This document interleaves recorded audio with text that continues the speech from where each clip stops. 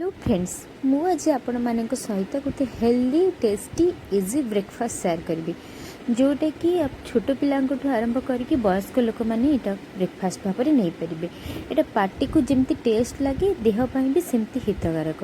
तो यही टाइप थे आप छतुआ तैयारी करके देखु देखिए आप बारंबार आपण पिला मानक यहाँ करके देवे।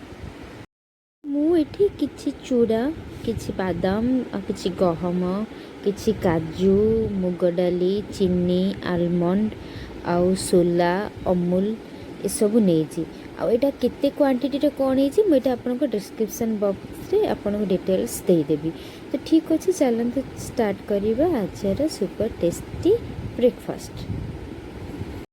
तो फर्स्ट आपन चूड़ा को गोटे कड़ाई रे भल भाव में भाजीदेवे जमीक से रेड देखा ध्यान रखिकी जमी चूड़ाटा न पोड़ो।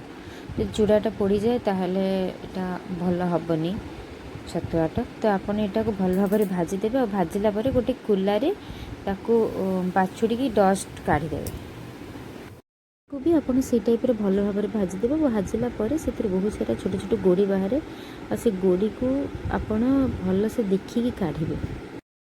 आलमंड को भी भाजीदेवे आलमंड देखिकी जमी न लगी जाए। बुट को भी सेमती भल भाव में भाजीदेवे और से बहुत सारा डस्ट गोड़ी बाहर आप से सब क्लीन करेंगे।